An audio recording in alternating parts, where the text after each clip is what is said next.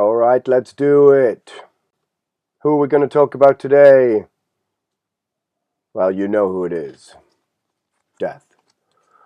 Seeing as the last call from the grave, Morbid Angel, was pretty popular. And thanks to the official Morbid Angel Instagram page for shouting me out, which is great. Helps move the numbers on the dial. So, this is going to be also Tuesday's bonus podcast, but let's talk about death. I guess if I claimed that Morbid Angel were the greatest death metal band of all time in the last episode of Call from the Grave, I think really Death is maybe the only band that can push them. I did say that the, 4 Morbid Angel albums from Altars of Madness up until Domination were like maybe the greatest 4 period in a row. But the reality is, and I've said this in the comments on YouTube for people asking me to do various bands, say like Immolation, or I don't know, take a band like Incantation. Immolation, as an example, is very, very steady. Like their albums are all generally between, for me, 6, 7, and 9 out of 10. There's no low point. There's no change of style, particularly. So they don't present peaks, hollows, and troughs, whatever you want to call it. Troughs? Anyway, peaks and hollows to discuss properly because they generally are on a very, very even gradient. Whereas with Death, there's enough changes in styles to make it interesting, and of course the drama of the whole story of Chuck's life and that kind of thing is very interesting and very tragic. But there isn't really, let's put it out there isn't a bad Death album. I'm going to give all of these a great review, but let's go through it. So Death begins as Mantis in 1984. I just wrote a piece about Possessed for Zero Tolerance magazine. I might do a Possessed one of these, but there isn't that much to talk about unless you get into the 2 demos from the 90s as well, which is possible, of course. But who was the first death metal band? Was it Death? Was it Possessed? I mean, they're both. I mean, the Possessed demo is called Death Metal, I guess, from 84, and Death's is called Death by Metal. So they're both kind of vying to be the first. It just that so happened that Seven Churches, of course, is 85. This is Scream Bloody Gore. This is 2 years later. So Possessed Seven Churches kind of gets the released jump on everyone. It's the first real, I suppose, recorded output. You can disagree. Put them in the comments. No, it's genocide, or no, it's, I don't know, whoever it is. No, it's, I don't know who you're going to say it is, but it's hard to argue that Seven Churches isn't the first death metal album. Is it death metal or thrash? Listen, there's a song in it called Death Metal. What much, Could you get more death metal? Could it be any more black? Well, anyway.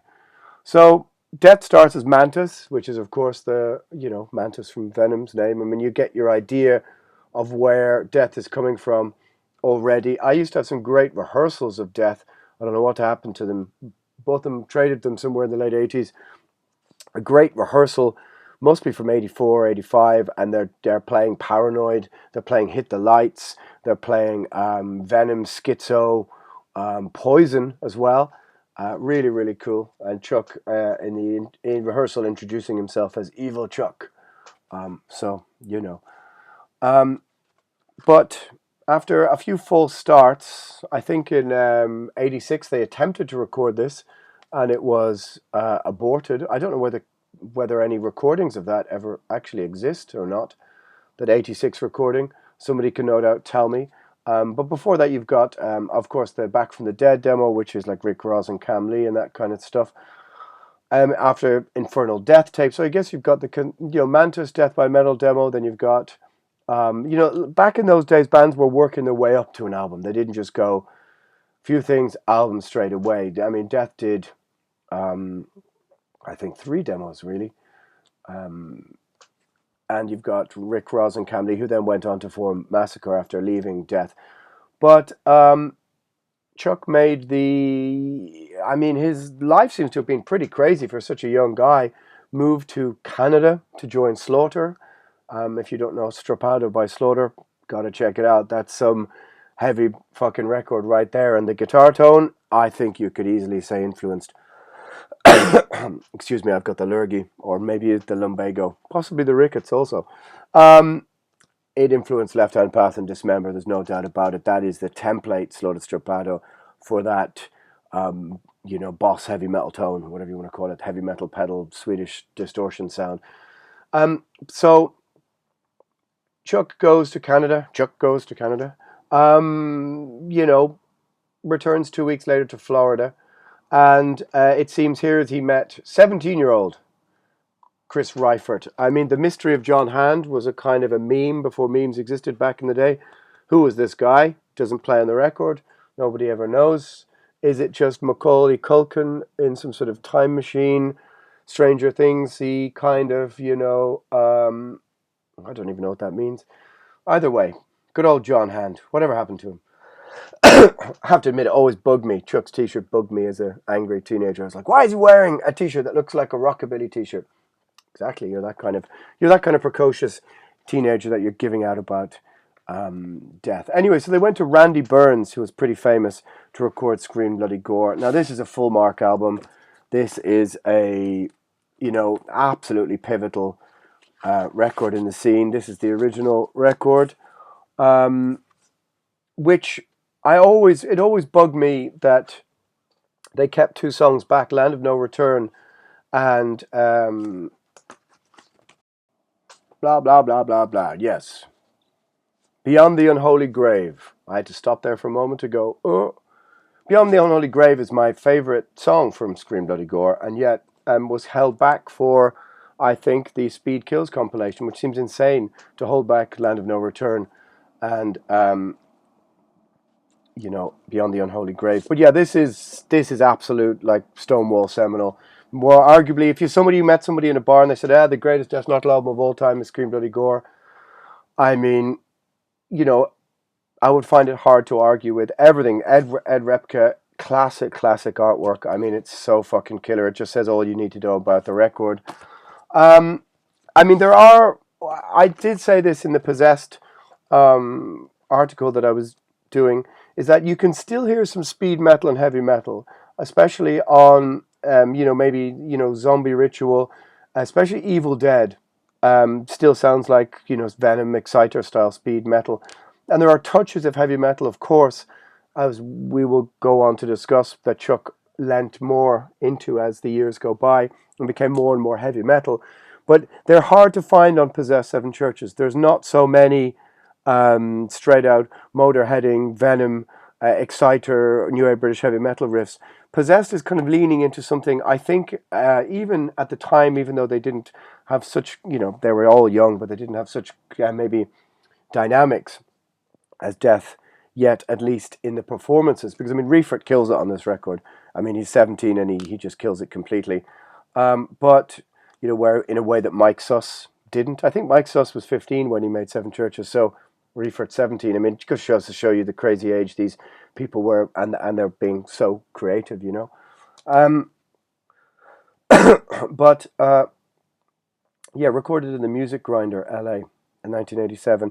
I mean, this was the time when there were other recordings of albums, whether it's Master, Massacre, Repulsion and stuff, were going round record labels, but generally death metal was viewed kind of as a little bit too extreme just yet, even though it was bubbling up in the underground, And yeah, this is widely considered, and which includes me, considering it an absolute Stonewall classic.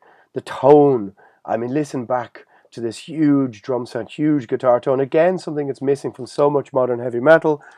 And that's because things aren't recorded in a room as a band live with, amps, the hum of the amps and, real drums, not cutting and pasting and quantizing and grid mapping things and triggering everything. This is a real sounding death metal record. I don't know if you can make a death metal record that sounds like this kind of thing anymore, because it's sort of a lost art, this analog process. I don't even know if Randy Burns still makes records, but Scream Bloody Gore gets full marks. And you will find the story of Death. I mean, how many people were in Death over the years is insane. The lineup rotation is insane. And this usually points to somebody who's at the helm of it, being a bit like a Dave Mustaine or something like this, and being, what shall we say, perhaps a little bit hard to deal with. And, you know, you can read into that the fact that Primordial are still the 5 same members as 30 years ago. So I must be a piece of cake to deal with. Sorry, Chuck, for placing myself in the same, you know, there's the shelf as yourself, just there, shelf as yourself. Anyway, so we get then the consolidation of the Death lineup from 87. Reifert doesn't stay with the band. And we get Leprosy. This is, again, full marks. I remember walking into the record store in 88 with the intention, I think, of buying Bloodfire Death or something like this by Bathory. And of course, initially, the pinkness of the cover is just striking. I mean, as a piece of artwork, it's, again, staggeringly brutal. Edward Repka is really outdoing himself. Very few, I don't know any record that really looks like this. Obviously, except for the newer gruesome records or whatever. And you'll notice the T is still an inverted cross. It slowly began to move up over the years and become slightly less evil as time goes by. But this is engineered by Scott Burns, and I think Scott Burns started off with Sabotage. I think first few Sabotage, and it's a strange record in the sense that it has a very overbearing, almost digital triggered drum sound.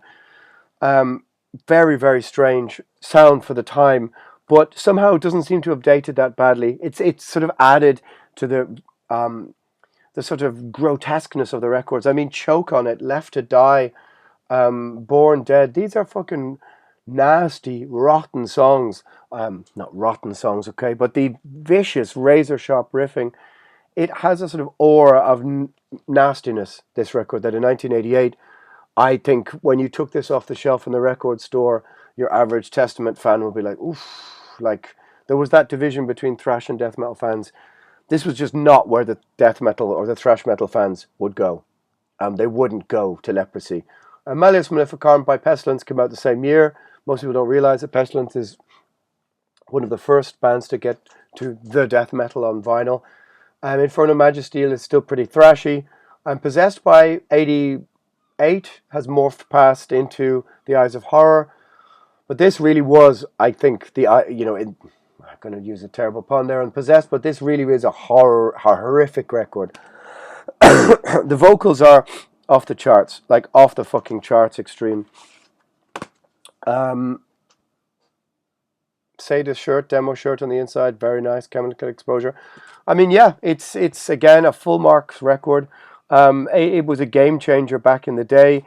Don't forget, this is a year before you get Altars of Madness, Slowly We Rot, Severed Survival, which were always super important records. I think this is also the first time the band came to tour Europe, because I don't know quite why I have this, but this would appear to be, how cool, I think I bought it for, how cool is that fucking cover? Somebody wants this to make a bootleg shirt of? I approve. This is live in Germany, 1989. I was never a guy for buying too many bootleg records back in the day, which I regret now, because you used to be able to find easily in a bunch of, kind of like flea market Dublin shops in 89, 90, all those Bolt Thrower, Morbid Angel, 91, I guess, Napalm Death, Carcass, bootleg live shows. Many of them from Cardiff or Wales or something like this. They were like called Head Crusher or something. Somebody can tell me. I kind of wish I had the Morbid Angel ones, because I talked about them in the last time on having them on cassette.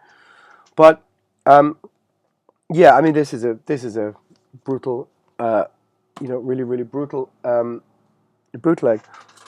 And Death by 88 were 2 albums ahead of all of the competition. Don't forget, like I said, Morbid Angel hadn't managed to get a record out yet. They were ahead of everyone. Don't worry, you can't catch anything over the screen. Well, not yet, anyway. Or maybe that's the next big thing. Anyway, again, full marks to Leprosy. It's a horrifically dark record, and I think that's one of the things that goes slightly maybe unnoticed, is that Scream Bloody Gore still has a kind of slightly gory you know, I'm not going to call it juvenile, but, you know, sacrificial cunt. Um, an element of, you know, being angry teenagers about it. Of course, that's what's brilliant about it. The brilliant toxic masculinity on display.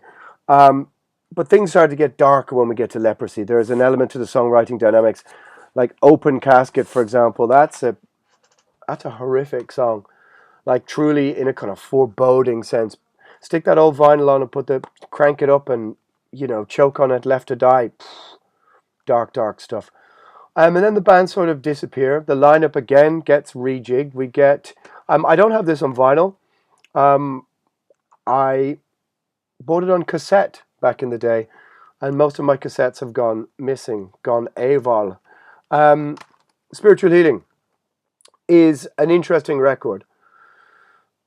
Um, I think it's the weakest of the first couple of records. I know for some people it's their favorite. It is a brilliant record. Don't get me wrong. I would probably give it 9 out of 10 rather than full marks as the last two got. I need to bring up some little marking system there in the corner. It's where Chuck is obviously pushing the boundaries into heavy metal. What his playing is outstripping the talents of the band, even though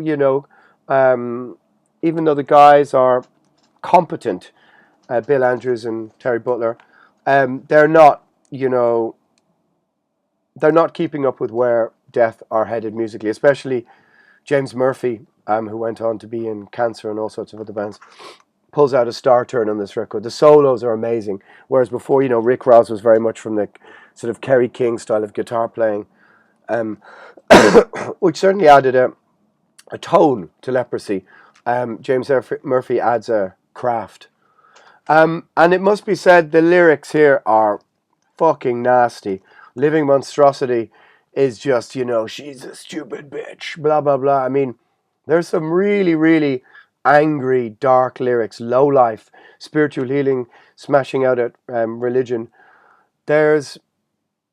Chuck is beginning to move into this sort of, and this is one of the things I think goes understated about Death and the lyrics, even to the end, even though he appeared to be such a mellow guy, and with all the everyone, I like puppy dogs interview, which drove everyone who was into death metal nuts, and his sort of calm demeanor. The lyrics were always really, really nasty. I mean, there's an element of misogyny, one could say, maybe, to Living Monstrosity, and in lyric, and here and there in other lyrics. Maybe I'm reading something into the lyrics that are not there. Perhaps that was a broad and unjust claim, but I do admire the hatred on display, and that's what you want from death metal. Again, like I said about David Vincent, with the calling him the Dio of death metal, the diction, every lyric that Chuck spits out, you don't need a lyric sheet. And that I love that. I still look for that when I listen to, unless it's of course something really like Grave Miasma, where the lyrics are kind of a texture. But back then, the cover, I must admit, back in the day, put me off that Death went from pink to blue.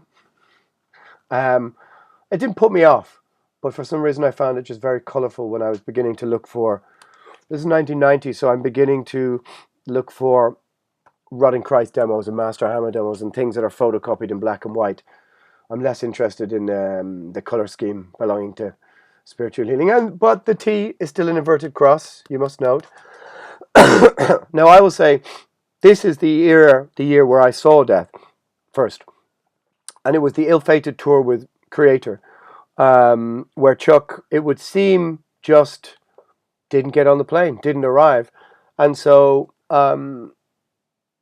what seems to have happened is Bill Andrews and Terry Butler have arrived. They've co-opted, I think, Walter Thrashler from the band Devastation onto guitar, who was working on the tour as the guitar tech, and they've hastily learned songs from an 8-song set from Scream Bloody Gore and a song or two from Leprosy. I think pulled the plug, and some random guy sings on the tour. Chuck just didn't go on the tour, and I remember the singer going, Chuck is at home wanking his dick off, doesn't want to come and play for you guys, blah blah blah. But look, if you're going to get a guy to replace Chuck, at least find somebody who can sing death metal vocals. The guy sounded more like Mike Muir trying to sing over Death. Yeah, it was disappointing. And it was a big, big tour that Death just sort of bailed on. And for whatever reasons, Chuck just became known as being difficult to deal with. I mean, it says that he claimed that the tour was poorly organized and all this kind of stuff because they'd come to Europe in '88 or '89 and hadn't been treated very well. I don't know. Seems ridiculous. I mean, Creator is a big band. They're on Coma Souls at this point. And it seems like a big opportunity lost. And I think it took years for Death to recapture that, the kind of faith between them and their fans. Because we'd waited quite a long time to see Death and then to be treated to what was essentially a covers band. Yeah. Well, either way, Spiritual Leading, just a little bit less, I would say, than I would give it just a little bit less than the first two. And here is where everything shifts, everything changes, and you get Human. And this is where I actually saw Death. I saw Death finally in Dublin. I'll talk about the album now in a moment. But the band disappeared. You get Chuck changing the lineup, Paul Masvidal. You get Steve DiGiorgio and Sean Reinhardt. Steve DiGiorgio from Sadis, who, by the way, made one of the greatest records of the 80s, Chemical Exposure. Absolutely incredible. But I'll talk about that. I don't know who knows when or where I'll talk about that. Give me a platform to talk about Sadis, Chemical Exposure. I'm up for it. Masvidal became an official member, Sean Reinhardt. But you've got, I think, Scott Carino maybe played the bass on the tour. They were confirmed for 2 nights in Dublin. Saturday and Sunday, if I remember correctly, and they were playing with Reanimator, who we obviously all hated and just couldn't believe. Fucking Animator with their stupid googly eye logo-y kind of funky album cover crap. We were annoyed, death metal fans, to say the least. But Death cancelled the second night. I don't know why. Maybe poor ticket sales. So we got them for 1 night, and they just let everybody in with both nights into the 1 night. So like the whole place was oversold by a couple of hundred people in a venue called McGonagall's, just off Grafton Street. If you've been to Dublin, Purcell's Bar, it's the parallel street at the end. I think it's now a barista cunt training blah blah blah place or something, like fucking everywhere. But it used to be a cool venue. In the late 70s, early 80s, loads of old great bands played there. Rose Tattoo and all the early post-punk bands and stuff. Just disappeared, of course. Like everything, old man shouts at clouds. However, anyway, they played. Band arrived late. I think they missed the ferry, so they arrived while hundreds of people were queuing outside, and they arrived on the bus and waved the crowd, and everybody freaked out. But in the end of the day, they only played 8 songs. They were a bit rushed, and it was bizarre. I just remember watching them, and you had Masvidal and Karina wearing sort of multicolored tie-dyed clothes, windmilling, and I mean the guitar with no headstock, which I still hate the look of to this day, and Chuck just standing stone still and staring out over the crowd. 8 songs. Oh, we got Loud Blast in support. That I remember. What the fuck am I going on about Reanimator then? That must be another show. My COVID brain. Either that or the Lurgy or the Lumbago or whatever it is. Where have I've unnecessarily given Reanimator a little kick in the ribs there. But no, it was Loud Blast because it was supposed to be Loud Blast, actually Pestilence and Death, I think. Pestilence weren't there. Loud Blast played 4 songs, I think. Death played 8. So it wasn't really Death. Like it wasn't really a full set. And afterwards, oddly enough, Chuck came out into the crowd and we met him, me and my friend, standing around by the merch with his towel on. And I just will never forget this girl kind of came up to give out to him. You only played 8 songs, blah, blah, blah. And he said, bitch, change your tampon.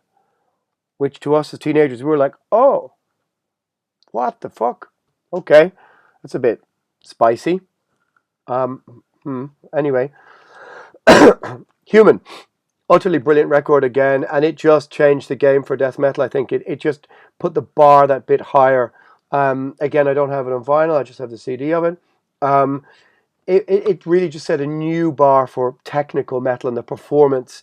I mean, Reinhardt is just off the charts on this record, De Jure as well. I mean, it's just a brilliant record, but it's hooked in with choruses, catchy songwriting hooks. Suicide Machine, of course, the video was Flattening of Emotions, Lack of Comprehension. I mean, there's so many good things, so many good songs on this record. And oddly enough, as I became, at this time, 92, I guess I was more and more into black metal demo stuff. I never gave up on Death, despite the fact that my listening choices were probably more Fallen Angel of Doom than Watchtower, which no doubt Death were listening to. I still stuck with Death throughout these, mainly throughout these years. Well, and it's a brilliant record, Human. I mean, I personally, of course, I don't like it as much as Leprosy and Scream Bloody Gore, but I mean, you can't really fault it. Other than that, just might not be to your tastes. Now, for some reason, I can't find my copy of Symbolic. Of course, I'm very organized with these things, you know. All right. Individual thought patterns. Now, I did just say that I'd kind of stuck with Death, and it is kind of true, but this is the album that probably means the least to me. It's my least favorite, I think, of all the Death albums. I know some of you are going to be fucking going crazy at me in the comments. It's got Gene Hoglan on it. It's got Andy LaRocque, I mean, from King Diamond. You know, it's got, don't get me wrong, it's still fucking great. Trapped in a Corner, The Philosopher, of course, Overactive Imagination. I think it's mainly because I think of this and Symbolic in the same sort of time frame period, and Symbolic is the one that really kicked me back into Death. I kind of pair them together, and Death were really on some other sort of plane of existence, moving technically away from a lot of other death metal. Also, his voice is changing. It's getting slightly higher and more melodic every time. You know, if any of you know Sound of Perseverance, you'll know the Painkiller cover. I think in many ways, Chuck Worley kind of, at this stage, probably wanted to be a guitar player, not be stuck with the voice, the Chuck voice, you know. And that's, you know, it's not a surprise that it moves more and more towards heavy metal and more away from death metal. This is, of course, a great record. I mean, it's just personally is my least favorite. I find the production compared to Symbolic a tiny bit duller. I mean, and that's, you know, splitting hairs about the thing. I didn't see Death during this time. But again, the lineup changes then for the album that I cannot find, Symbolic. It's here somewhere amidst, well, it's not quite chaos, but the CDs certainly are not tended to as they used to be. You know what it looks like. I'm going to bring up a picture of it. Symbolic, I think, is a better album than Individual Thought Patterns. I think it's a bit more, just got a slightly more dynamic tone to it. Again, the social conscience of the lyrics, it was something at the time that I didn't really resonate with, kind of as a black metal kid or whatever, but there was something about death, and I think it's just the levels of spite and sort of genuine hatred, genuine sort of disgust that Chuck took with so many forms of humanity, and despite his sort of very mellow, easygoing persona, there seemed to be an awful lot of bile. He had a lot to say in the lyrics, and I kind of really respected that there was obviously an awful lot of thought gone into them, but again, an awful lot of genuine sort of naked emotion and sort of, you know, emotional tension in the lyrics. Symbolic, I mean, it's got to be almost full marks again, right? It's got to be. I mean, it's an absolutely staggering record. You don't have who the fuck plays on Symbolic then? You've got. I should have really looked this up. Oh, you've got Ralph Santola, Steve DiGiorgio, who are on the tour. You have Florida musicians Kelly Conlon and Bobby Keebler. Okay, he just keeps rotating people. I mean, it shows you the power of his songwriting. Shows you the power of his songwriting, that it seems that he was able to pick people to act as a very good songwriting, what you want to call it,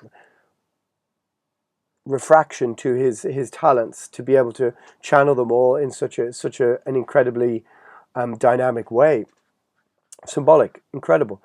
Then the band disappear for a while, and we get a re-signing to Nuclear Blast, 3 years, and we get, and this is where I see Death again. I see them in Wacken in '98, Sound of Perseverance. Now, I fucking love this record. I fucking love this record, even though the inverted cross is creeping up into it's more like an iron cross now than an inverted cross, which I doubt is intentional. But there's a Friedrich Nietzsche quote on the back: "Whoever fights monsters should see to it that, in the process, he does not become a monster.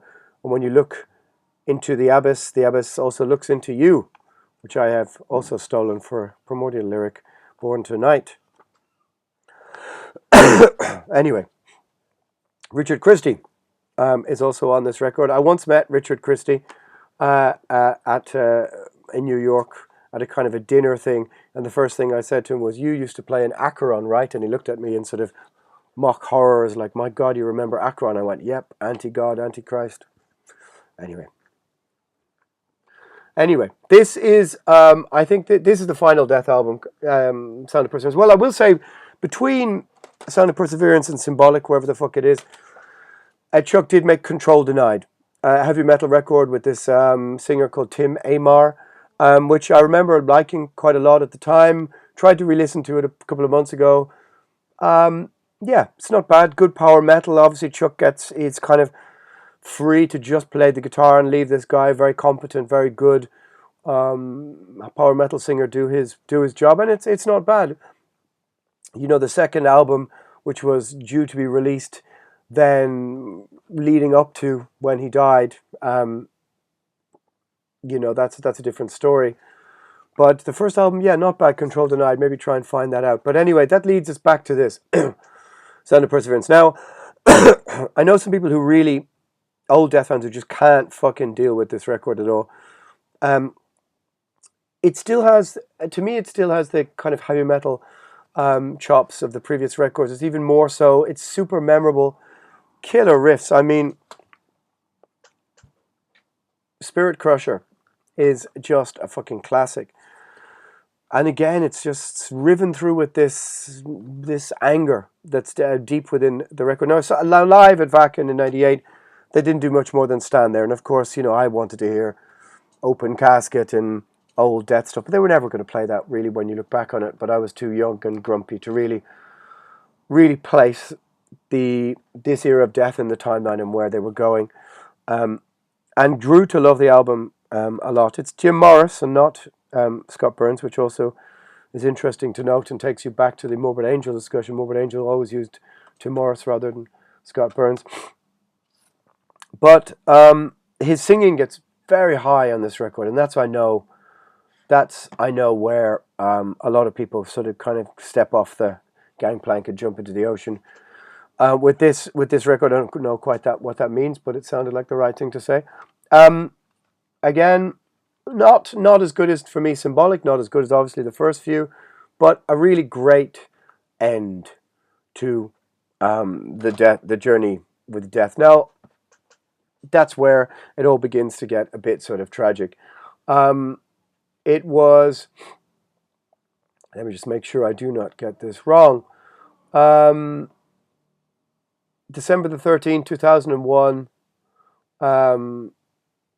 Chuck contracted pneumonia. He had a brain aneurysm, as I understand, brain cancer, diagnosed with brain cancer. And he returned home, whereupon an hour later, it is stated that he died.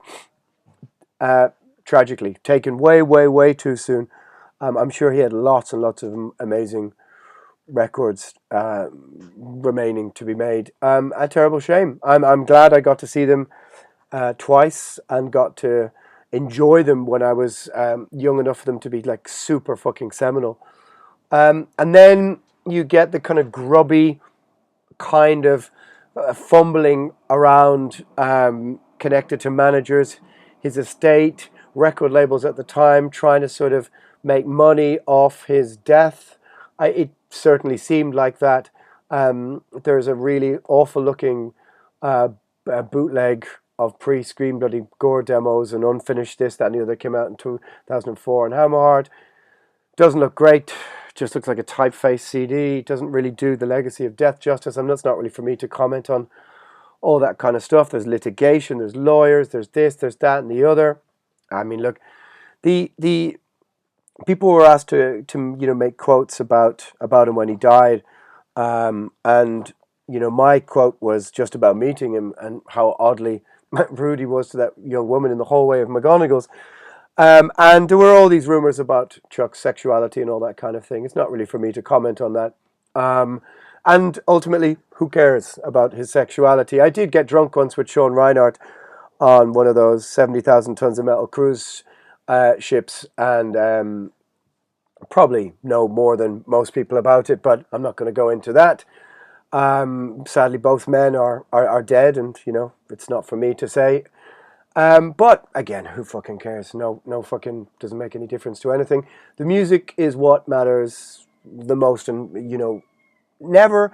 And what's staggering about Death is that throughout all the lineup changes, throughout all the albums, whether you resonate with the old death metal bits, the old death metal stuff the most, which is probably where most of my affection lies, but not solely, up to all the way to the new stuff of Sound of Perseverance and the technical stuff and the music stuff, never once did it ever sound tired or jaded. It always just jumped from the speakers. Like you listen to, put on Symbolic and that dun dun dun, the opening riff. It's just, there was never a moment where I heard Death and went, it doesn't sound like he means it anymore. Which is incredible when you consider that 20, 30 musicians have probably more been in the band. That there wasn't an album where you ever could say, it sounds like he's dialing it in or phoning it in. Anyway, so of course, there's Death to All, which is still going around the place playing those albums. Again, I've seen it a few times, and some people. I will say something really funny. I went to see one of the first Death to All shows in Dublin, and Death to All is kind of like has a guy playing the guitar and singing. I don't know who he is, who looks like Chuck, stands like Chuck, plays the same guitar as Chuck, pretty much nails being Chuck, and these two older death metal guys who obviously had been out of death metal for years and years, didn't even know that Chuck was dead, were standing in the toilet pissing, and one of them goes to the other one, Jesus Christ, Chuck doesn't fucking age, does he? He looks exactly the fucking same. And the other guy goes, yeah, man, it's fucking amazing. Whatever he's doing it fucking right. They just thought it was Chuck. I mean, bless them. Bless them. But, is there anything wrong with Death to All being out there playing? Absolutely not. Absolutely not. I think it's clear it's not death, it's Death to All. And it's a way of keeping an incredible legacy of music alive. And why not? And why not? So, there you go, my friends. Is Death the very first death metal band? Hard to say. Certainly one of. Absolutely seminal. And an interesting musical journey that the man had. All of the other things that he played on. All the other touchstones, reference points, whether it's now going, if you don't know them, now going and checking out Autopsy, via Sean Reinhardt, all the other people who played in the bands at the time of the 90s. Maybe you never listened to King Diamond, I don't know. Maybe you listened to Gene Hoglan play Dark Angel, Darkness Descends. You got to. And oddly enough, for somebody who was so immersed in black metal and all that kind of scene, Death never, dropped off the radar for me. And now in the fullness of time, it really is a perfect sort of time to go back and get a moment of clarity again with who they were. Like I said, I prefer Morbid Angel. I prefer other things in the death metal genre, but this canon of those 7 albums, 7, isn't it? Yeah. That Death released, I mean, there isn't one of them that's below, let's be honest, 8 or 9 out of 10, realistically. 8.5 maybe for Individual Thought Patterns for me, But there you go. That's it. Call from the Grave is death. Let me know in the comments who you think I should do next time, how I'm fucking wrong, how I don't know what I'm talking about, all those kind of things. Get to it. My friends, Call from the Grave, death by metal.